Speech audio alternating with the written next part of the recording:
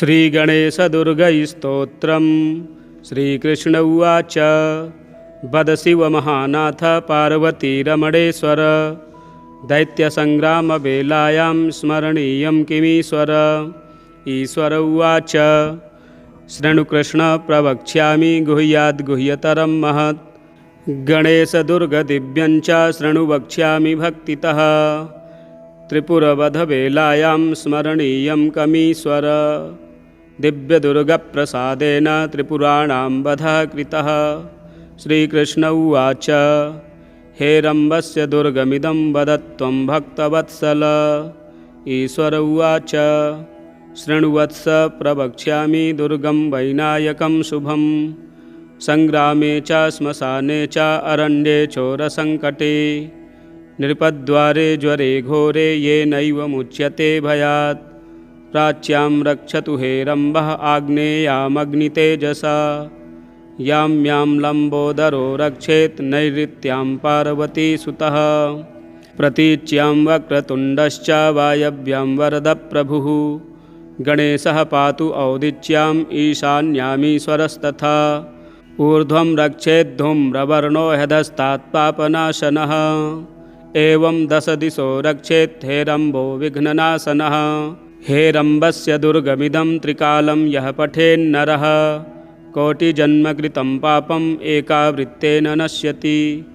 गणेशाङ्गारशेषेण दिव्यदुर्गेण मन्त्रितं ललाटं चर्चितं येन त्रैलोक्यवशमानयेत् मात्रागमसहस्राणि सुरापानशतानि च तत्क्षणात्तानि नश्यन्ति गणेशतीर्थवन्दनात्।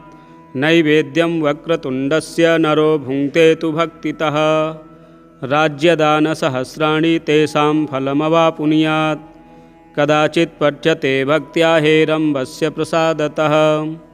शाकनीडाकनीभूतप्रेतवेतालराक्षसाः ब्रह्मराक्षसकूष्माण्डाः प्रणश्यन्ति च दूरतः भूर्जे वा ताडपत्रे वा दुर्गं हेरम्बमालिखेत् करमूले धृतं येन करस्थाः सर्वसिद्धयः एकमावर्तनं भक्त्या पठेन्नित्यं तु यो नरः कल्पकोटिसहस्राणि शिवलोके महीयते लिङ्गदानसहस्राणि पृथिव्यदानि शतानि च गजदानसहस्रं च गणेशस्तवनात् फलम् गजदानसहस्रं च गणेशस्तवनात् फलम्।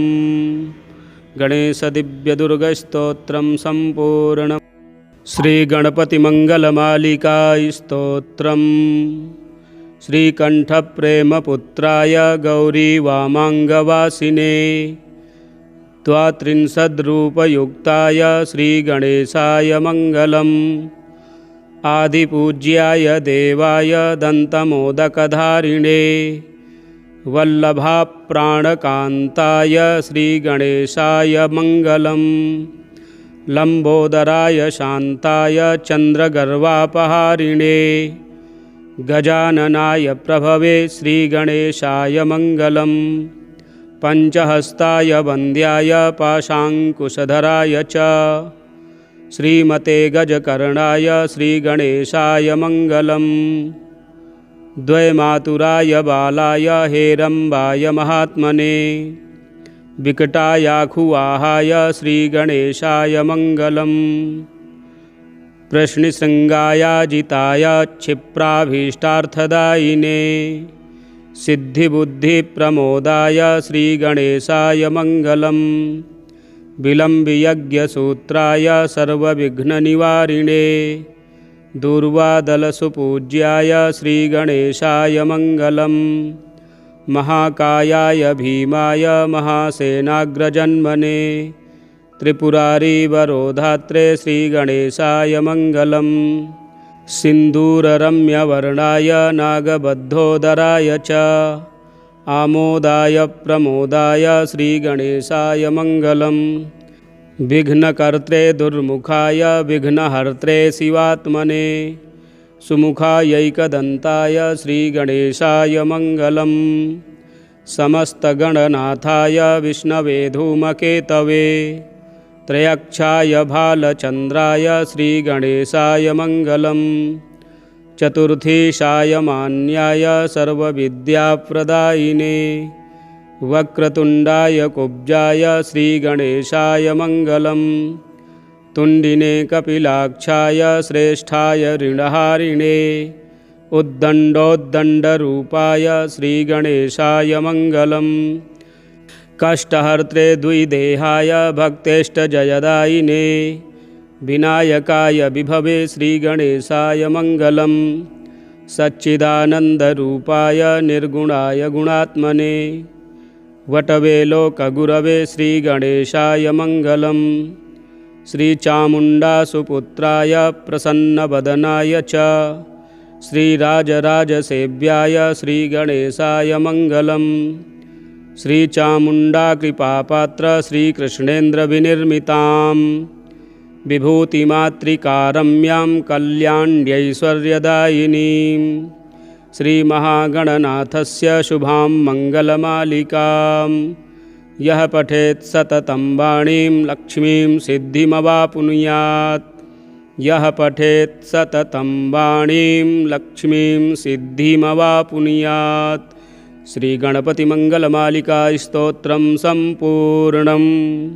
श्रीगणपत्यथर्वशीर्षम्। ॐ भूर्भुवः स्वः। हरिः ॐ नमस्ते गणपतये। त्वमेव प्रत्यक्षं तत्त्वमसि। त्वमेव केवलं कर्तासि। त्वमेव केवलं धर्तासि। त्वमेव केवलं हर्तासि। त्वमेव सर्वं खल्विदं ब्रह्मासि। त्वं साक्षादात्मासि नित्यं। ऋतं वक्ष्मि सत्यं वक्ष्मि।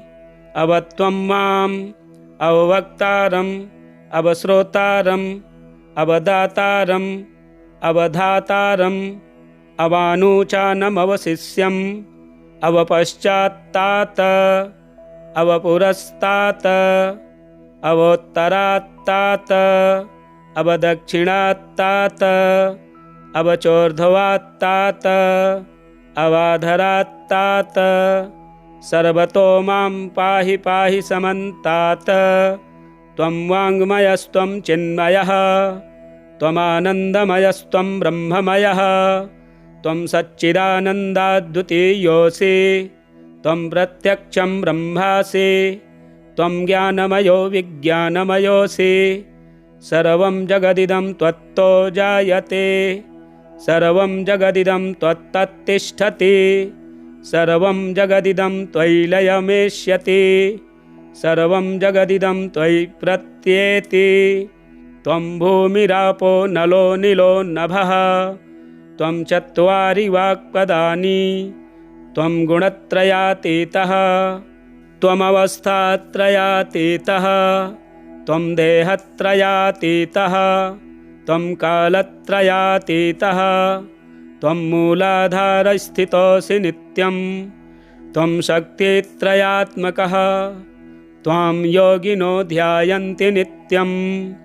त्वं ब्रह्मा त्वं विष्णुस्त्वं रुद्रस्त्वम् इन्द्रस्त्वम् अग्निस्त्वं वायुस्त्वं सूर्यस्त्वं चन्द्रमास्त्वं ब्रह्मभूर्भुवः स्वरोम्। गणादिं पूर्वमुच्चार्य वर्णादिं तदनन्तरम् अनुस्वारः परतरः अर्धेन्दुलसितं तारेण रिद्धम्। एतत्तव मनुष्वरूपम्। गकारः पूर्वरूपम्। अकारो मध्यमरूपम्। अनुस्वारश्चान्त्यरूपम्। बिन्दुरुत्तररूपम्। नादः सन्धानं संहिता सन्धिः। शैषा गणेशविद्या गणकऋषिः। निचृद्गायत्री छन्दः गणपतिर्देवता। ॐ गङ्गणपतये नमः। एकदन्ताय विद्महे वक्रतुण्डाय धीमहि तन्नो दन्तिः प्रचोदयात्। एकदन्तं चतुर्हस्तं पाशमङ्कुशधारिणं रदं च वरदं हस्तैर्बिभ्राणं मूषकध्वजं रक्तं लम्बोदरं शूर्पकर्णकं रक्तवाससं रक्तगन्धानुलिप्ताङ्गं रक्तपुष्पैः सुपूजितं भक्तानुकम्पिनं देवं जगत्कारणमच्युतम् आविर्भूतं च सृष्ट्यादौ प्रकृतेः पुरुषात् परम् एवं ध्यायति यो नित्यं स योगी योगिनां वरः। नमो व्रातपतये नमो गणपतये नमः प्रमथपतये नमस्ते अस्तु लम्बोदरायैकदन्ताय विघ्नविनाशिने शिवसुताय श्रीवरदमूर्तये नमो नमः। एतदथर्वशीर्षं योधीते स ब्रह्मभूयाय कल्पते स सर्वतः सुखमेधते स सर्वविघ्नैर्न बाध्यते स पञ्चमहापापात् प्रमुच्यते सायमधियानो दिवसकृतं पापं नाशयति प्रातरधियानो रात्रिकृतं पापमनाशयति सायं प्रातः प्रयुञ्जानो अपापो भवति सर्वत्राधियानोपविघ्नो भवति धर्मार्थकाममोक्षं च विन्दति। इदम् अथर्वशीर्षमशिष्याय न देयं यो यदि मोहात् दास्यति स पापेयान् भवति सहस्रावर्तनात् यं यं काममधीते तं तमनेन साधयेत् अनेन गणपतिभिः सिञ्चति स वाग्मी भवति चतुर्थ्यामस्नं जपति स विद्यावान् भवति स यशोवान् भवति इत्यथर्वणवाक्यं।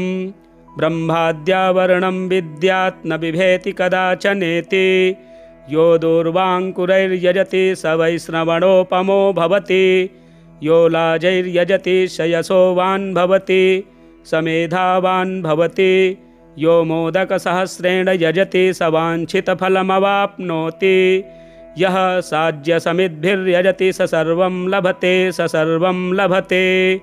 अष्टौ ब्राह्मणान् साम्यग्राहयित्वा सूर्यवर्चस्वी भवति सूर्यग्रहे महानद्यां प्रतिमासन्निधौ वा जप्त्वा सिद्धमन्त्रो भवति महाविघ्नात् प्रमुच्यते महादोषात् प्रमुच्यते महापापात् प्रमुच्यते स सर्वविद्भवति स सर्वविद्भवति य एवं वेद इत्युपनिषत्।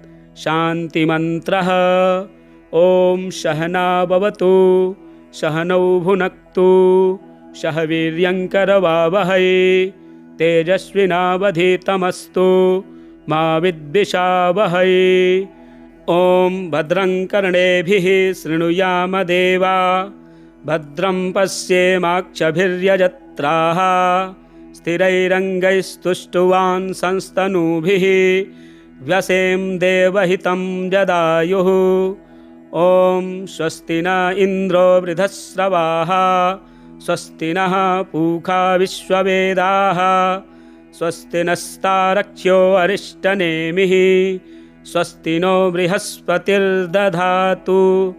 ॐ शान्तिः शान्तिः शान्तिः। श्रीगणेशदुर्गैस्तोत्रम्। श्रीकृष्ण उवाच वद शिव महानाथ पार्वतीरमणेश्वर दैत्यसङ्ग्रामवेलायां स्मरणीयं किमीश्वर। ईश्वर उवाच शृणुकृष्ण प्रवक्ष्यामि गुह्याद्गुह्यतरं महत् गणेशदुर्गदिव्यं च शृणु वक्ष्यामि भक्तितः त्रिपुरवधवेलायां स्मरणीयं कमीश्वर। दिव्यदुर्गप्रसादेन त्रिपुराणां वधः कृतः। श्रीकृष्ण उवाच हेरम्बस्य दुर्गमिदं वदत्वं भक्तवत्सल। ईश्वर उवाच शृणुवत्स प्रवक्ष्यामि दुर्गं वैनायकं शुभं सङ्ग्रामे च श्मशाने च अरण्ये चोरसङ्कटे नृपद्वारे ज्वरे घोरे येनैव मुच्यते भयात् प्राच्यां रक्षतु हेरम्बः आग्नेयामग्नितेजसा यां यां लम्बोदरो रक्षेत् नैऋत्यां पार्वती सुतः प्रतीच्यां वक्रतुण्डश्च वायव्यां वरदप्रभुः गणेशः पातु औदिच्याम् ईशान्यामीश्वरस्तथा ऊर्ध्वं रक्षेद्धूम्रवर्णो ह्यधस्तात् पापनाशनः एवं 10 दिशो रक्षेत् हेरम्बो विघ्ननाशनः। हेरम्बस्य दुर्गमिदं त्रिकालं यः पठेन्नरः कोटिजन्मकृतं पापम् एकावृत्तेन नश्यति। गणेशाङ्गारशेषेण दिव्यदुर्गेण मन्त्रितं ललाटं चर्चितं येन त्रैलोक्यवशमानयेत्। मात्रागमसहस्राणि सुरापानशतानि च तत्क्षणात्तानि नश्यन्ति गणेशतीर्थवन्दनात्। नैवेद्यं वक्रतुण्डस्य नरो भुङ्क्ते तु भक्तितः राज्यदानसहस्राणि तेषां फलमवाप्नुयात्। कदाचित् पठ्यते भक्त्या हेरम्बस्य प्रसादतः शाकनीडाकनीभूतप्रेतवेतालराक्षसाः ब्रह्मराक्षसकूष्माण्डाः प्रणश्यन्ति च दूरतः। भूर्जे वा ताडपत्रे वा दुर्गं हेरम्बमालिखेत् करमूले धृतं येन करस्थाः सर्वसिद्धयः। एकमावर्तनं भक्त्या पठेन्नित्यं तु यो नरः कल्पकोटिसहस्राणि शिवलोके महीयते। लिङ्गदानसहस्राणि पृथिव्यदानि शतानि च गजदानसहस्रं च गणेशस्तवनात् फलम्। गजदानसहस्रं च गणेशस्तवनात् फलम्। गणेशदिव्यदुर्गस्तोत्रं सम्पूर्णम्। श्रीगणपतिमङ्गलमालिका स्तोत्रम्। श्रीकण्ठप्रेमपुत्राय गौरीवामाङ्गवासिने द्वात्रिंशद्रूपयुक्ताय श्रीगणेशाय मङ्गलम्। आदिपूज्याय देवाय दन्तमोदकधारिणे वल्लभाप्राणकान्ताय श्रीगणेशाय मङ्गलम्। लम्बोदराय शान्ताय चन्द्रगर्वापहारिणे गजाननाय प्रभवे श्रीगणेशाय मङ्गलम्। पञ्चहस्ताय वन्द्याय पाशाङ्कुशधराय च श्रीमते गजकर्णाय श्रीगणेशाय मङ्गलम्। द्वैमातुराय बालाय हेरम्बाय महात्मने विकटायाखुवाहाय श्रीगणेशाय मङ्गलम्। प्रश्निशृङ्गायाजिताय क्षिप्राभीष्टार्थदायिने सिद्धिबुद्धिप्रमोदाय श्रीगणेशाय मङ्गलम्। विलम्बियज्ञसूत्राय सर्वविघ्ननिवारिणे दूर्वादलसुपूज्याय श्रीगणेशाय मङ्गलम्। महाकायाय भीमाय महासेनाग्रजन्मने त्रिपुरारीवरोधात्रे श्रीगणेशाय मङ्गलम्। सिन्दूररम्यवर्णाय नागबद्धोदराय च आमोदाय प्रमोदाय श्रीगणेशाय मङ्गलम्। विघ्नकर्त्रे दुर्मुखाय विघ्नहर्त्रे शिवात्मने सुमुखायैकदन्ताय श्रीगणेशाय मङ्गलम्। समस्तगणनाथाय विष्णवे धूमकेतवे त्रयक्षाय भालचन्द्राय श्रीगणेशाय मङ्गलम्। चतुर्थीशाय मान्याय सर्वविद्याप्रदायिने वक्रतुण्डाय कुब्जाय श्रीगणेशाय मङ्गलम्। तुण्डिने कपिलाक्षाय श्रेष्ठाय ऋणहारिणे उद्दण्डोद्दण्डरूपाय श्रीगणेशाय मङ्गलम्। कष्टहर्त्रे द्विदेहाय भक्तेष्टजयदायिने विनायकाय विभवे श्रीगणेशाय मङ्गलम्। सच्चिदानन्दरूपाय निर्गुणाय गुणात्मने वटवे लोकगुरवे श्रीगणेशाय मङ्गलम्। श्रीचामुण्डासुपुत्राय प्रसन्नवदनाय च श्रीराजराजसेव्याय श्रीगणेशाय मङ्गलम्। श्रीचामुण्डाकृपापात्र श्रीकृष्णेन्द्रविनिर्मितां विभूतिमातृकारम्यां कल्याण्यैश्वर्यदायिनीं श्रीमहागणनाथस्य शुभां मङ्गलमालिकां यः पठेत् सततं वाणीं लक्ष्मीं सिद्धिमवाप्नुयात्। यः पठेत् सततं वाणीं लक्ष्मीं सिद्धिमवाप्नुयात्। श्रीगणपतिमङ्गलमालिका स्तोत्रं सम्पूर्णम्। श्रीगणपत्यथर्वशीर्षम्। ॐ भूर्भुवः स्वः हरिः ओं नमस्ते गणपतये। त्वमेव प्रत्यक्षं तत्त्वमसि, त्वमेव केवलं कर्तासि, त्वमेव केवलं धर्तासि, त्वमेव केवलं हर्तासि, त्वमेव सर्वं खल्विदं ब्रह्मासि। त्वं साक्षादात्मासि नित्यं, ऋतं वक्ष्मि सत्यं वक्ष्मि। अव त्वं माम् अववक्तारम् अवश्रोतारम् अवदातारम् अवधातारम् अवानुचानमवशिष्यम् अवपश्चात्तात अवपुरस्तात अवोत्तरात्तात अवदक्षिणात्तात अवचोर्ध्वात्तात अवाधरात्तात। सर्वतो मां पाहि पाहि समन्तात। त्वं वाङ्मयस्त्वं चिन्मयः, त्वमानन्दमयस्त्वं ब्रह्ममयः। त्वं सच्चिदानन्दाद्वितीयोऽसि, त्वं प्रत्यक्षं ब्रह्मासि, त्वं ज्ञानमयो विज्ञानमयोऽसि। सर्वं जगदिदं त्वत्तो जायते, सर्वं जगदिदं त्वत्तत्तिष्ठति, सर्वं जगदिदं त्वयि लयमेष्यति, सर्वं जगदिदं त्वयि प्रत्येति।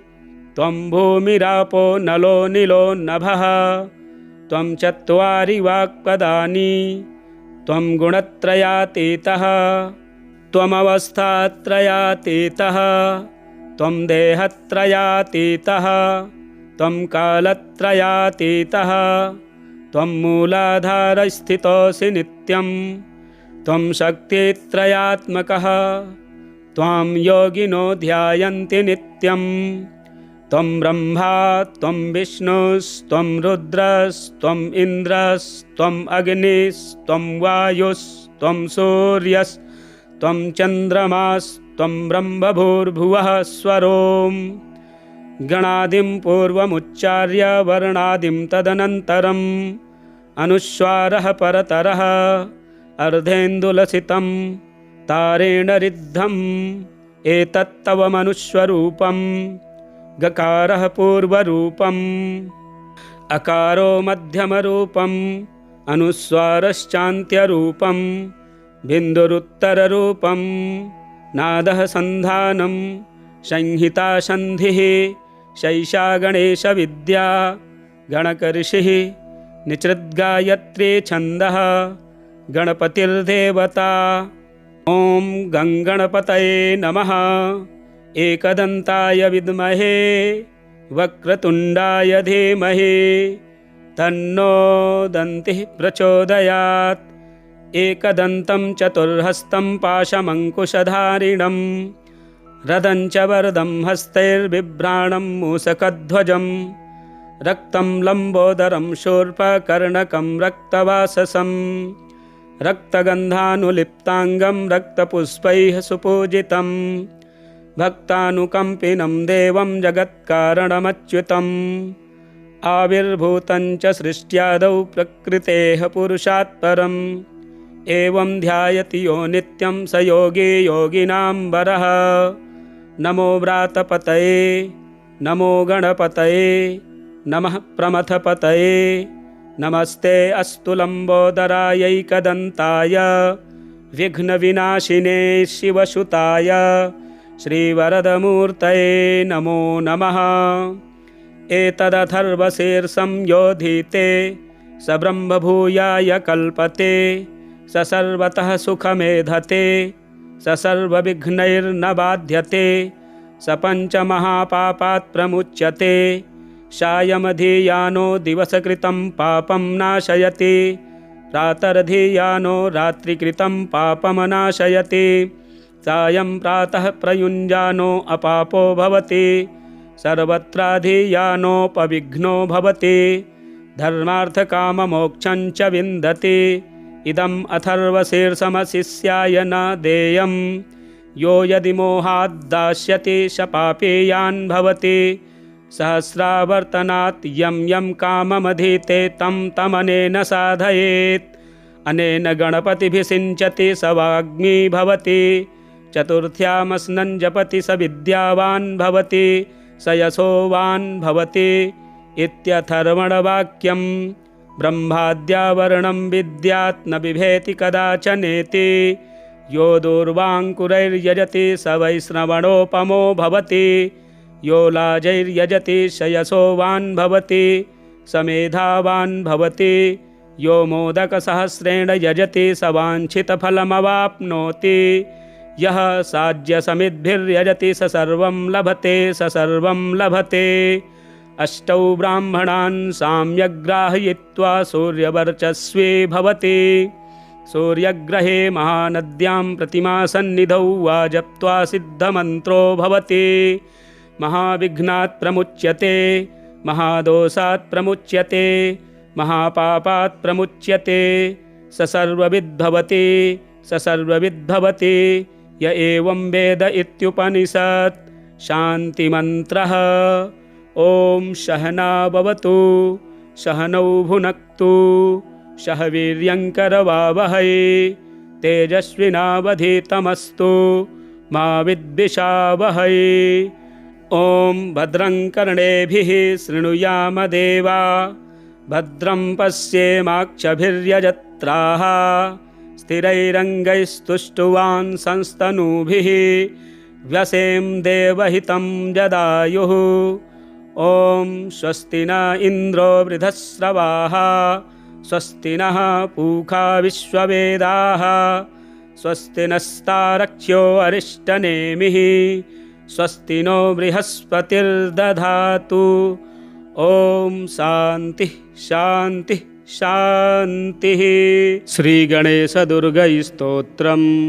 श्रीकृष्ण उवाच वद शिव महानाथ पार्वतीरमणेश्वर दैत्यसङ्ग्रामवेलायां स्मरणीयं किमीश्वर।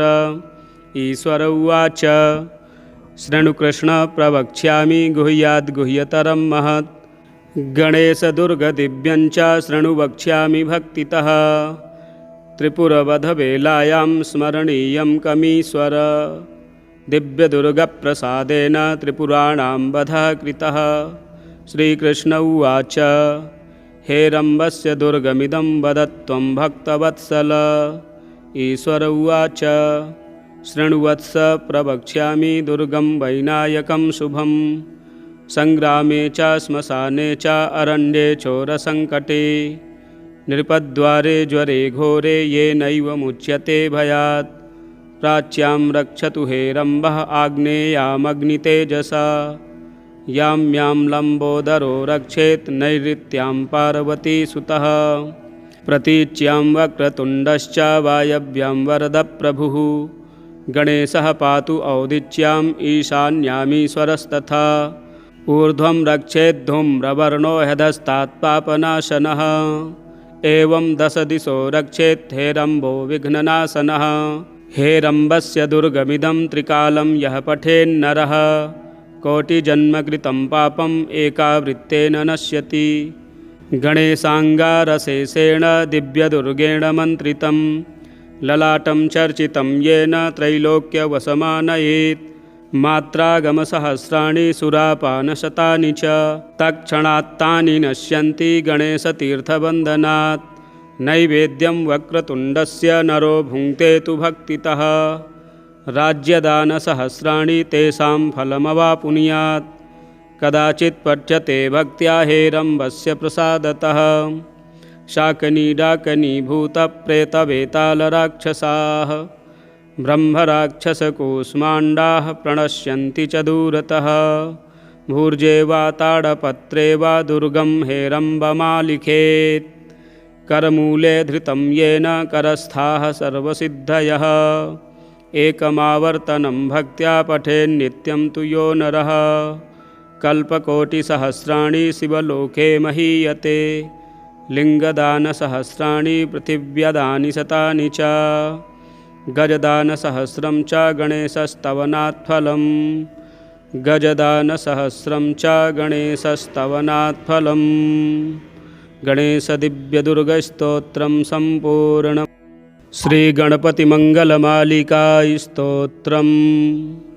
श्रीकण्ठप्रेमपुत्राय गौरीवामाङ्गवासिने त्वात्रिंशद्रूपयुक्ताय श्रीगणेशाय मङ्गलम्। आदिपूज्याय देवाय दन्तमोदकधारिणे वल्लभाप्राणकान्ताय श्रीगणेशाय मङ्गलम्।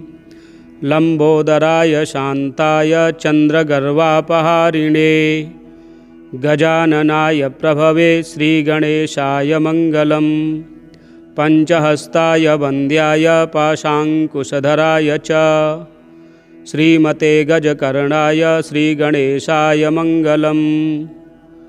द्वैमातुराय बालाय हेरम्बाय महात्मने विकटायाखुवाहाय श्रीगणेशाय मङ्गलम्। प्रश्निशृङ्गायाजिताय क्षिप्राभीष्टार्थदायिने सिद्धिबुद्धिप्रमोदाय श्रीगणेशाय मङ्गलम्। विलम्बियज्ञसूत्राय सर्वविघ्ननिवारिणे दूर्वादलसुपूज्याय श्रीगणेशाय मङ्गलम्। महाकायाय भीमाय महासेनाग्रजन्मने त्रिपुरारीवरोधात्रे श्रीगणेशाय मङ्गलम्। सिन्दूररम्यवर्णाय नागबद्धोदराय च आमोदाय प्रमोदाय श्रीगणेशाय मङ्गलम्। विघ्नकर्त्रे दुर्मुखाय विघ्नहर्त्रे शिवात्मने सुमुखायैकदन्ताय श्रीगणेशाय मङ्गलम्। समस्तगणनाथाय विष्णवे धूमकेतवे त्रयक्षाय भालचन्द्राय श्रीगणेशाय मङ्गलम्। चतुर्थीशाय मान्याय सर्वविद्याप्रदायिने वक्रतुण्डाय कुब्जाय श्रीगणेशाय मङ्गलम्। तुण्डिने कपिलाक्षाय श्रेष्ठाय ऋणहारिणे उद्दण्डोद्दण्डरूपाय श्रीगणेशाय मङ्गलम्। कष्टहर्त्रे द्विदेहाय भक्तेष्टजयदायिने विनायकाय विभवे श्रीगणेशाय मङ्गलम्।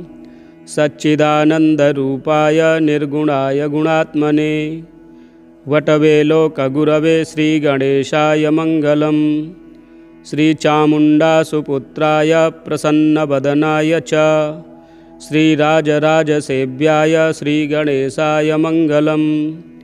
श्रीचामुण्डाकृपापात्र श्रीकृष्णेन्द्रविनिर्मितां विभूतिमातृकारम्यां कल्याण्यैश्वर्यदायिनीं श्रीमहागणनाथस्य शुभां मङ्गलमालिकां यः पठेत् सततं वाणीं लक्ष्मीं सिद्धिमवाप्नुयात्।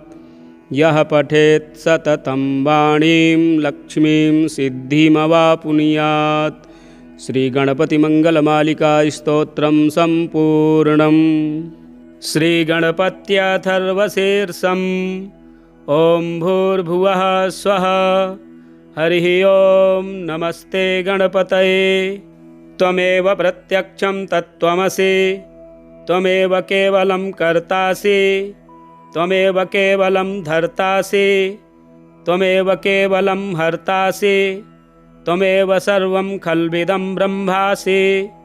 त्वं साक्षादात्मासि नित्यं ऋतं वक्ष्मि सत्यं वक्ष्मि अवत्वं माम् अववक्तारम् अवश्रोतारम् अवदातारम् अवधातारम् अवानुचानमवशिष्यम् अवपश्चात्तात अवपुरस्तात अवोत्तरात्तात अवदक्षिणात्तात अवचोर्ध्वात्तात अवाधरात्तात सर्वतो मां पाहि पाहि समन्तात।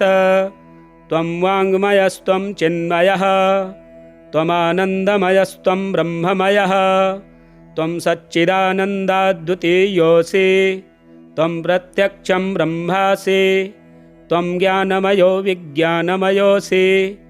सर्वं जगदिदं त्वत्तो जायते सर्वं जगदिदं त्वत्तत्तिष्ठति सर्वं जगदिदं त्वयि लयमेष्यति सर्वं जगदिदं त्वयि प्रत्येति त्वं भूमिरापो नलो नीलो नभः त्वं चत्वारि वाक्पदानि त्वं गुणत्रयातीतः त्वमवस्थात्रयातीतः त्वं देहत्रयातीतः त्वं कालत्रयातीतः त्वं मूलाधारस्थितोऽसि नित्यं त्वं शक्तित्रयात्मकः त्वां योगिनो ध्यायन्ति नित्यं त्वं ब्रह्मा त्वं विष्णुस्त्वं रुद्रस्त्वम् इन्द्रस्त्वम् अग्निस्त्वं वायुस्त्वं सूर्यस्त्वं चन्द्रमास्त्वं ब्रह्मभूर्भुवः स्वरों गणादिं पूर्वमुच्चार्य वर्णादिं तदनन्तरम् अनुस्वारः परतरः अर्धेन्दुलसितं तारेण रिद्धम् एतत्तव मनुष्वरूपं गकारः पूर्वरूपम् अकारो मध्यमरूपम् अनुस्वारश्चान्त्यरूपं बिन्दुरुत्तररूपं नादः सन्धानं संहिता सन्धिः शैषा गणेशविद्या गणकऋषिः निचृद्गायत्री छन्दः गणपतिर्देवता ॐ गङ्गणपतये नमः एकदन्ताय विद्महे वक्रतुण्डाय धीमहि तन्नो दन्तिः प्रचोदयात् एकदन्तं चतुर्हस्तं पाशमङ्कुशधारिणं रदं च वरदं हस्तैर्बिभ्राणं मूषकध्वजं रक्तं लम्बोदरं शूर्पकर्णकं रक्तवाससं रक्तगन्धानुलिप्ताङ्गं रक्तपुष्पैः सुपूजितं भक्तानुकम्पिनं देवं जगत्कारणमच्युतम् आविर्भूतं च सृष्ट्यादौ प्रकृतेः पुरुषात् परम् एवं ध्यायति यो नित्यं स योगी योगिनां वरः नमो व्रातपतये नमो गणपतये नमः प्रमथपतये नमस्ते अस्तु लम्बोदरायैकदन्ताय विघ्नविनाशिने शिवसुताय श्रीवरदमूर्तये नमो नमः एतदथर्वशीर्षं योधीते स ब्रह्मभूयाय कल्पते स सर्वतः सुखमेधते स सर्वविघ्नैर्न बाध्यते स पञ्चमहापापात् प्रमुच्यते सायमधीयानो दिवसकृतं पापं नाशयति प्रातर्धीयानो रात्रिकृतं पापमनाशयति सायं प्रातः प्रयुञ्जानो अपापो भवति सर्वत्राधीयानोपविघ्नो भवति धर्मार्थकाममोक्षं च विन्दति इदम् अथर्वशीर्षमशिष्याय न देयं यो यदि मोहाद्दास्यति स पापेयान् भवति सहस्रावर्तनात् यं यं काममधीते तं तमनेन साधयेत् अनेन गणपतिभिषिञ्चति स वाग्मी भवति चतुर्थ्यामस्नं जपति स विद्यावान् भवति स यशोवान् भवति इत्यथर्वणवाक्यं ब्रह्माद्यावरणं विद्यात् न बिभेति कदाचनेति यो दूर्वाङ्कुरैर्यजति स वैष्णवणोपमो भवति यो लाजैर्यजति स यशोवान् भवति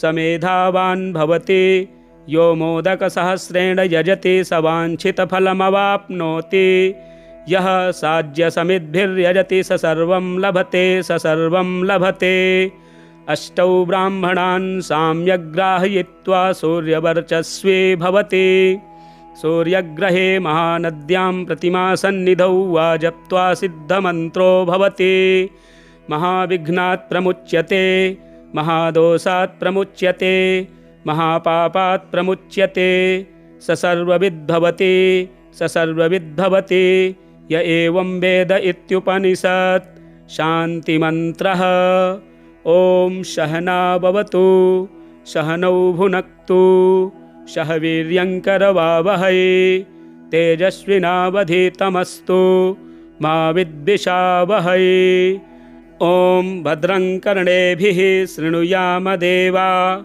भद्रं पश्येमाक्षभिर्यजत्राः स्थिरैरङ्गैस्तुष्टुवान् संस्तनूभिः व्यसें देवहितं जदायुः ॐ स्वस्ति न इन्द्रो वृधस्रवाः स्वस्ति नः पूषा विश्ववेदाः स्वस्ति नस्तारक्ष्यो अरिष्टनेमिः स्वस्ति नो बृहस्पतिर्दधातु।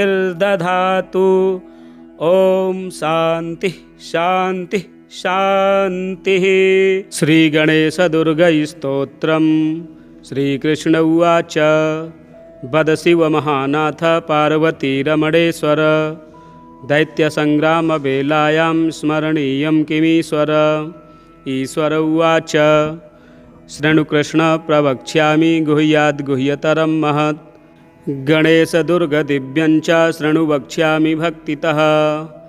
त्रिपुरवधवेलायां स्मरणीयं कमीश्वर दिव्यदुर्गप्रसादेन त्रिपुराणां वधः कृतः। श्रीकृष्ण उवाच हेरम्बस्य दुर्गमिदं वदत्वं भक्तवत्सल। ईश्वर उवाच शृण्वत्स प्रवक्ष्यामि दुर्गं वैनायकं शुभं सङ्ग्रामे च श्मशाने च अरण्ये चोरसङ्कटे नृपद्वारे ज्वरे घोरे येनैव मुच्यते भयात्। प्राच्यां रक्षतु हेरम्बः आग्नेयामग्नितेजसा यां यां लम्बोदरो रक्षेत् नैऋत्यां पार्वतीसुतः। प्रतीच्यां वक्रतुण्डश्च वायव्यां वरदप्रभुः गणेशः पातु औदिच्याम् ईशान्यामीश्वरस्तथा। ऊर्ध्वं रक्षेद्धूम्रवर्णो ह्यधस्तात्पापनाशनः एवं 10 दिशो रक्षेत् हेरम्बो विघ्ननाशनः। हेरम्बस्य दुर्गमिदं त्रिकालं यः पठेन्नरः कोटिजन्मकृतं पापम् एकावृत्तेन नश्यति। गणेशाङ्गारशेषेण दिव्यदुर्गेण मन्त्रितं ललाटं चर्चितं येन त्रैलोक्यवशमानयेत्। मात्रागमसहस्राणि सुरापानशतानि च तत्क्षणात्तानि नश्यन्ति गणेशतीर्थवन्दनात्। नैवेद्यं वक्रतुण्डस्य नरो भुङ्क्ते तु भक्तितः राज्यदानसहस्राणि तेषां फलमवाप्नुयात्। कदाचित् पठ्यते भक्त्या हेरम्बस्य प्रसादतः शाकनीडाकनीभूतप्रेतवेतालराक्षसाः ब्रह्मराक्षसकूष्माण्डाः प्रणश्यन्ति च दूरतः। भूर्जे वा ताडपत्रे वा दुर्गं हेरम्बमालिखेत् करमूले धृतं येन करस्थाः सर्वसिद्धयः। एकमावर्तनं भक्त्या पठेन्नित्यं तु यो नरः कल्पकोटिसहस्राणि शिवलोके महीयते। लिङ्गदानसहस्राणि पृथिव्यदानि शतानि च गजदानसहस्रं च गणेशस्तवनात् फलम्। गजदानसहस्रं च गणेशस्तवनात् फलम्। गणेशदिव्यदुर्गस्तोत्रं सम्पूर्णम्। श्रीगणपतिमङ्गलमालिका स्तोत्रम्। श्रीकण्ठप्रेमपुत्राय गौरीवामाङ्गवासिने द्वात्रिंशद्रूपयुक्ताय श्रीगणेशाय मङ्गलम्। आदिपूज्याय देवाय दन्तमोदकधारिणे वल्लभाप्राणकान्ताय श्रीगणेशाय मङ्गलम्। लम्बोदराय शान्ताय चन्द्रगर्वापहारिणे गजाननाय प्रभवे श्रीगणेशाय मङ्गलम्। पञ्चहस्ताय वन्द्याय पाशाङ्कुशधराय च श्रीमते गजकर्णाय श्रीगणेशाय मङ्गलम्। द्वैमातुराय बालाय हेरम्बाय महात्मने विकटायाखुवाहाय श्रीगणेशाय मङ्गलम्। प्रश्निशृङ्गायाजिताय क्षिप्राभीष्टार्थदायिने सिद्धिबुद्धिप्रमोदाय श्रीगणेशाय मङ्गलम्। विलम्बियज्ञसूत्राय सर्वविघ्ननिवारिणे दूर्वादलसुपूज्याय श्रीगणेशाय मङ्गलम्। महाकायाय भीमाय महासेनाग्रजन्मने त्रिपुरारीवरोधात्रे श्रीगणेशाय मङ्गलम्। सिन्दूररम्यवर्णाय नागबद्धोदराय च आमोदाय प्रमोदाय श्रीगणेशाय मङ्गलम्। विघ्नकर्त्रे दुर्मुखाय विघ्नहर्त्रे शिवात्मने सुमुखायैकदन्ताय श्रीगणेशाय मङ्गलम्। समस्तगणनाथाय विष्णवे धूमकेतवे त्रयक्षाय भालचन्द्राय श्रीगणेशाय मङ्गलम्। चतुर्थीशाय मान्याय सर्वविद्याप्रदायिने वक्रतुण्डाय कुब्जाय श्रीगणेशाय मङ्गलम्।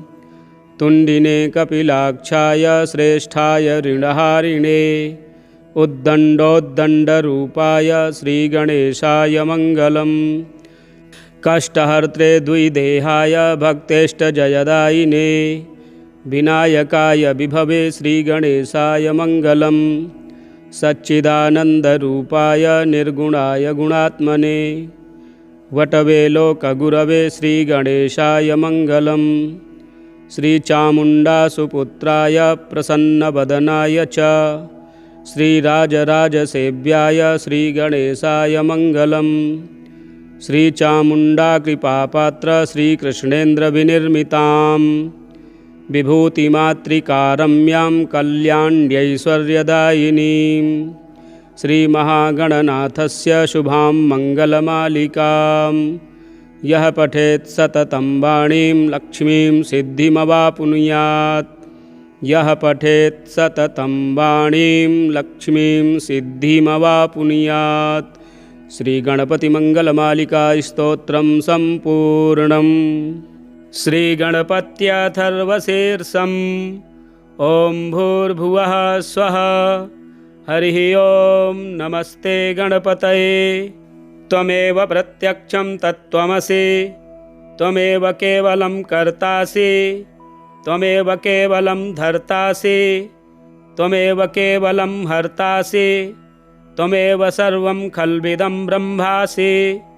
त्वं साक्षादात्मासि नित्यं ऋतं वक्ष्मि सत्यं वक्ष्मि अवत्वं माम् अववक्तारम् अवश्रोतारम् अवदातारम् अवधातारम् अवानुचानमवशिष्यम् अवपश्चात्तात अवपुरस्तात अवोत्तरात्तात अवदक्षिणात्तात अवचोर्ध्वात्तात अवाधरात्तात सर्वतो मां पाहि पाहि समन्तात। त्वं वाङ्मयस्त्वं चिन्मयः त्वमानन्दमयस्त्वं ब्रह्ममयः त्वं सच्चिदानन्दाद्वितीयोऽसि त्वं प्रत्यक्षं ब्रह्मासि त्वं ज्ञानमयो विज्ञानमयोऽसि। सर्वं जगदिदं त्वत्तो जायते सर्वं जगदिदं त्वत्तत्तिष्ठति सर्वं जगदिदं त्वयि लयमेष्यति सर्वं जगदिदं त्वयि प्रत्येति। त्वं भूमिरापो नलो निलो नभः त्वं चत्वारि वाक्पदानि त्वं गुणत्रयातीतः त्वमवस्थात्रयातीतः त्वं देहत्रयातीतः त्वं कालत्रयातीतः त्वं मूलाधारस्थितोऽसि नित्यं त्वं शक्तित्रयात्मकः त्वां योगिनो ध्यायन्ति नित्यं। त्वं ब्रह्मा त्वं विष्णुस्त्वं रुद्रस्त्वम् इन्द्रस्त्वम् अग्निस्त्वं वायुस्त्वं सूर्यस्त्वं चन्द्रमास्त्वं ब्रह्मभूर्भुवः स्वरों। गणादिं पूर्वमुच्चार्य वर्णादिं तदनन्तरम् अनुस्वारः परतरः अर्धेन्दुलसितं तारेण रिद्धम् एतत्तव मनुष्वरूपम्। गकारः पूर्वरूपम् अकारो मध्यमरूपम् अनुस्वारश्चान्त्यरूपम् बिन्दुरुत्तररूपम्। नादः सन्धानं संहिता सन्धिः शैषा गणेशविद्या गणकऋषिः निचृद्गायत्री छन्दः गणपतिर्देवता। ॐ गङ्गणपतये नमः। एकदन्ताय विद्महे वक्रतुण्डाय धीमहि तन्नो दन्तिः प्रचोदयात्। एकदन्तं चतुर्हस्तं पाशमङ्कुशधारिणं रदं च वरदं हस्तैर्बिभ्राणं मूषकध्वजं रक्तं लम्बोदरं शूर्पकर्णकं रक्तवाससं रक्तगन्धानुलिप्ताङ्गं रक्तपुष्पैः सुपूजितं भक्तानुकम्पिनं देवं जगत्कारणमच्युतम् आविर्भूतं च सृष्ट्यादौ प्रकृतेः पुरुषात् परम् एवं ध्यायति यो नित्यं स योगी योगिनां वरः। नमो व्रातपतये नमो गणपतये नमः प्रमथपतये नमस्ते अस्तु लम्बोदरायैकदन्ताय विघ्नविनाशिने शिवसुताय श्रीवरदमूर्तये नमो नमः। एतदथर्वशीर्षं योधीते स ब्रह्मभूयाय कल्पते स सर्वतः सुखमेधते स सर्वविघ्नैर्न बाध्यते स पञ्चमहापापात् प्रमुच्यते सायमधियानो दिवसकृतं पापं नाशयति प्रातर्धियानो रात्रिकृतं पापमनाशयति सायं प्रातः प्रयुञ्जानो अपापो भवति सर्वत्राधियानोपविघ्नो भवति धर्मार्थकाममोक्षं च विन्दति। इदम् अथर्वशीर्षमशिष्याय न देयं यो यदि मोहात् दास्यति स पापेयान् भवति सहस्रावर्तनात् यं यं काममधीते तं तमनेन साधयेत् अनेन गणपतिभिषिञ्चति स वाग्मी भवति चतुर्थ्यामस्नं जपति स विद्यावान् भवति स यशोवान् भवति इत्यथर्वणवाक्यं ब्रह्माद्यावरणं विद्यात् न बिभेति कदाचनेति यो दूर्वाङ्कुरैर्यजति स वैष्णवणोपमो भवति यो लाजैर्यजति स यशोवान् भवति स मेधावान् भवति यो मोदकसहस्रेण यजति स वाञ्छितफलमवाप्नोति यः साज्यसमिद्भिर्यजति स सर्वं लभते स सर्वं लभते। अष्टौ ब्राह्मणान् साम्यग्राहयित्वा सूर्यवर्चस्वी भवति सूर्यग्रहे महानद्यां प्रतिमासन्निधौ वा जप्त्वा सिद्धमन्त्रो भवति महाविघ्नात् प्रमुच्यते महादोषात् प्रमुच्यते महापापात् प्रमुच्यते स सर्वविद्भवति स सर्वविद्भवति य एवं वेद इत्युपनिषत्। शान्तिमन्त्रः ॐ सहना भवतु सहनौ भुनक्तु सह वीर्यङ्करवावहै तेजस्विनावधीतमस्तु मा विद्विषावहै। ॐ भद्रं कर्णेभिः शृणुयाम देवा भद्रं पश्येमाक्षभिर्यजत्राः स्थिरैरङ्गैस्तुष्टुवान् संस्तनूभिः व्यसें देवहितं जदायुः। ॐ स्वस्ति न इन्द्रो वृधस्रवाः स्वस्ति नः पूषा विश्ववेदाः स्वस्ति नस्तारक्ष्यो अरिष्टनेमिः स्वस्ति नो बृहस्पतिर्दधातु। ॐ शान्तिः शान्तिः शान्तिः। श्रीगणेशदुर्गैस्तोत्रम्। श्रीकृष्ण उवाच वद शिवमहानाथ पार्वतीरमणेश्वर दैत्यसङ्ग्रामवेलायां स्मरणीयं किमीश्वर। ईश्वर उवाच शृणुकृष्ण प्रवक्ष्यामि गुह्याद्गुह्यतरं महत् गणेशदुर्गदिव्यं च शृणु वक्ष्यामि भक्तितः त्रिपुरवधवेलायां स्मरणीयं कमीश्वर। दिव्यदुर्गप्रसादेन त्रिपुराणां वधः कृतः। श्रीकृष्ण उवाच हेरम्बस्य दुर्गमिदं वदत्वं भक्तवत्सल। ईश्वर उवाच शृणुवत्स प्रवक्ष्यामि दुर्गं वैनायकं शुभं सङ्ग्रामे च श्मशाने च अरण्ये चोरसङ्कटे नृपद्वारे ज्वरे घोरे येनैव मुच्यते भयात् प्राच्यां रक्षतु हेरम्बः आग्नेयामग्नितेजसा यां यां लम्बोदरो रक्षेत् नैऋत्यां पार्वतीसुतः प्रतीच्यां वक्रतुण्डश्च वायव्यां वरदप्रभुः गणेशः पातु औदिच्याम् ईशान्यामीश्वरस्तथा ऊर्ध्वं रक्षेद्धूम्रवर्णो ह्यधस्तात्पापनाशनः एवं 10 दिशो रक्षेत् हेरम्बो विघ्ननाशनः हेरम्बस्य दुर्गमिदं त्रिकालं यः पठेन्नरः कोटिजन्मकृतं पापम् एकावृत्तेन नश्यति।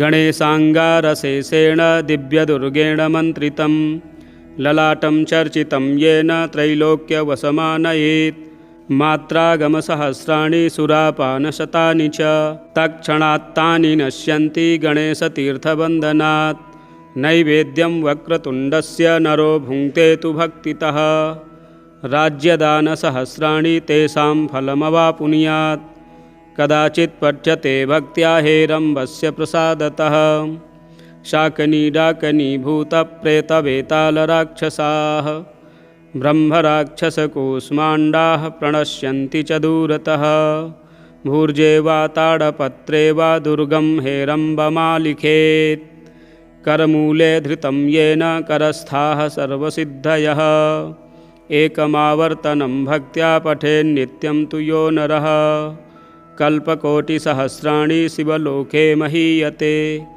लिङ्गदानसहस्राणि पृथिव्यदानि शतानि च गजदानसहस्रं च गणेशस्तवनात् फलम् गजदानसहस्रं च गणेशस्तवनात् फलम् गणेशदिव्यदुर्गस्तोत्रं सम्पूर्णम् श्रीगणपतिमङ्गलमालिका स्तोत्रम् श्रीकण्ठप्रेमपुत्राय गौरीवामाङ्गवासिने द्वात्रिंशद्रूपयुक्ताय श्रीगणेशाय मङ्गलम् आदिपूज्याय देवाय दन्तमोदकधारिणे वल्लभाप्राणकान्ताय श्रीगणेशाय मङ्गलम् लम्बोदराय शान्ताय चन्द्रगर्वापहारिणे गजाननाय प्रभवे श्रीगणेशाय मङ्गलम् पञ्चहस्ताय वन्द्याय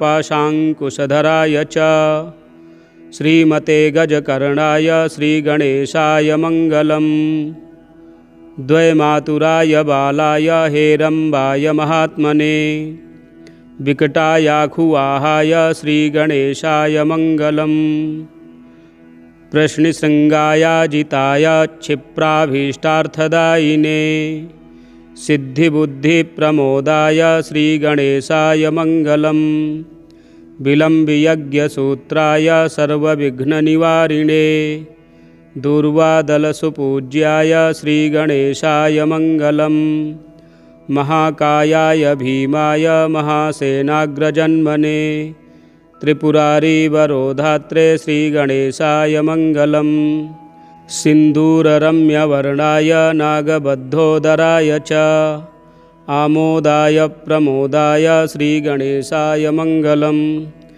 विघ्नकर्त्रे दुर्मुखाय विघ्नहर्त्रे शिवात्मने सुमुखायैकदन्ताय श्रीगणेशाय मङ्गलम् समस्तगणनाथाय विष्णवे धूमकेतवे त्रयक्षाय भालचन्द्राय श्रीगणेशाय मङ्गलम् चतुर्थीशाय मान्याय सर्वविद्याप्रदायिने वक्रतुण्डाय कुब्जाय श्रीगणेशाय मङ्गलम् तुण्डिने कपिलाक्षाय श्रेष्ठाय ऋणहारिणे उद्दण्डोद्दण्डरूपाय श्रीगणेशाय मङ्गलम् कष्टहर्त्रे द्विदेहाय भक्तेष्टजयदायिने विनायकाय विभवे श्रीगणेशाय मङ्गलम् सच्चिदानन्दरूपाय निर्गुणाय गुणात्मने वटवे लोकगुरवे श्रीगणेशाय मङ्गलम्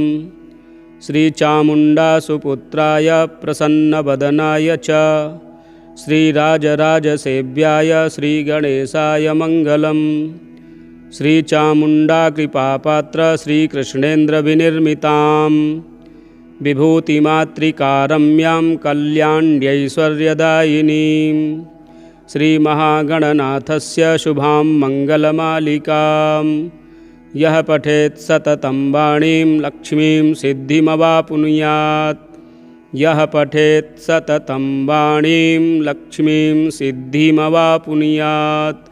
श्रीगणपतिमङ्गलमालिका स्तोत्रं सम्पूर्णम्। श्रीगणपत्यथर्वशीर्षम्। ॐ भूर्भुवः स्वः। हरिः ॐ नमस्ते गणपतये। त्वमेव प्रत्यक्षं तत्त्वमसि, त्वमेव केवलं कर्तासि, त्वमेव केवलं धर्तासि, त्वमेव केवलं हर्तासि, त्वमेव सर्वं खल्विदं ब्रह्मासि। त्वं साक्षादात्मासि नित्यं। ऋतं वक्ष्मि सत्यं वक्ष्मि, अवत्वं माम् अववक्तारम् अवश्रोतारम् अवदातारम् अवधातारम् अवानुचानमवशिष्यम् अवपश्चात्तात अवपुरस्तात् अवोत्तरात्तात अवदक्षिणात्तात अवचोर्ध्वात्तात अवाधरात्तात। सर्वतो मां पाहि पाहि समन्तात्। त्वं वाङ्मयस्त्वं चिन्मयः, त्वमानन्दमयस्त्वं ब्रह्ममयः, त्वं सच्चिदानन्दाद्वितीयोऽसि, त्वं प्रत्यक्षं ब्रह्मासि, त्वं ज्ञानमयो विज्ञानमयोऽसि। सर्वं जगदिदं त्वत्तो जायते, सर्वं जगदिदं त्वत्तत्तिष्ठति, सर्वं जगदिदं त्वयि लयमेष्यति, सर्वं जगदिदं त्वयि प्रत्येति। त्वं भूमिरापो नलो निलो नभः, त्वं चत्वारि वाक्पदानि, त्वं गुणत्रयातीतः, त्वमवस्थात्रयातीतः, त्वं देहत्रयातीतः, त्वं कालत्रयातीतः, त्वं मूलाधारस्थितोऽसि नित्यं, त्वं शक्तित्रयात्मकः, त्वां योगिनो ध्यायन्ति नित्यं। त्वं ब्रह्मा त्वं विष्णुस्त्वं रुद्रस्त्वम् इन्द्रस्त्वम् अग्निस्त्वं वायुस्त्वं सूर्यस्त्वं चन्द्रमास्त्वं ब्रह्मभूर्भुवः स्वरों। गणादिं पूर्वमुच्चार्य वर्णादिं तदनन्तरम् अनुस्वारः परतरः अर्धेन्दुलसितं तारेण रिद्धम्। एतत्तव मनुष्वरूपम्। गकारः पूर्वरूपम्, अकारो मध्यमरूपम्, अनुस्वारश्चान्त्यरूपम्, बिन्दुरुत्तररूपम्। नादः सन्धानं, संहिता सन्धिः, शैषा गणेशविद्या गणकऋषिः। निचृद्गायत्री छन्दः, गणपतिर्देवता। ॐ गङ्गणपतये नमः।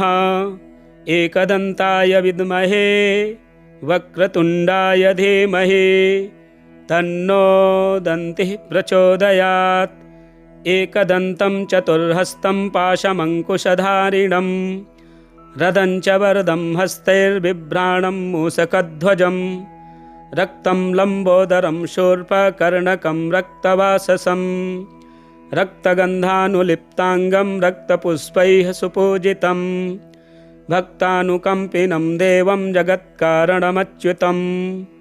आविर्भूतं च सृष्ट्यादौ प्रकृतेः पुरुषात् परम्, एवं ध्यायति यो नित्यं स योगी योगिनां वरः। नमो व्रातपतये नमो गणपतये नमः प्रमथपतये। नमस्ते अस्तु लम्बोदरायैकदन्ताय, विघ्नविनाशिने शिवसुताय, श्रीवरदमूर्तये नमो नमः।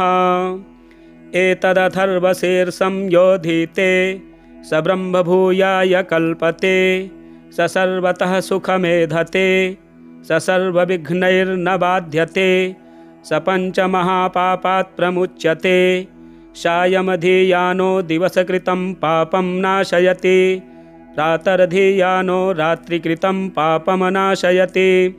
सायं प्रातः प्रयुञ्जानो अपापो भवति, सर्वत्राधियानोपविघ्नो भवति। धर्मार्थकाममोक्षं च विन्दति, इदम् अथर्वशीर्षमशिष्याय न देयं यो यदि मोहाद्दास्यति स पापेयान् भवति सहस्रावर्तनात् यं यं काममधीते तं तमनेन साधयेत् अनेन गणपतिभिः सिञ्चति स वाग्मी भवति चतुर्थ्यामस्नन् जपति स विद्यावान् भवति स यशोवान् भवति इत्यथर्वणवाक्यम् ब्रह्माद्यावरणं विद्यात् न बिभेति कदाचनेति यो दूर्वाङ्कुरैर्यजति स वैश्रवणोपमो भवति यो लाजैर्यजति स यशोवान् भवति स मेधावान् भवति यो मोदकसहस्रेण यजति स वाञ्छितफलमवाप्नोति यः साज्यसमिद्भिर्यजति स सर्वं लभते स सर्वं लभते अष्टौ ब्राह्मणान् साम्यग्राहयित्वा सूर्यवर्चस्वी भवति सूर्यग्रहे महानद्यां प्रतिमासन्निधौ वा जप्त्वा सिद्धमन्त्रो भवति महाविघ्नात् प्रमुच्यते महादोषात् प्रमुच्यते महापापात् प्रमुच्यते स सर्वविद्भवति स सर्वविद्भवति य एवं वेद इत्युपनिषत् शान्तिमन्त्रः। ॐ सहना भवतु सहनौ भुनक्तु सह वीर्यङ्करवावहै तेजस्विनावधीतमस्तु मा विद्विषावहै।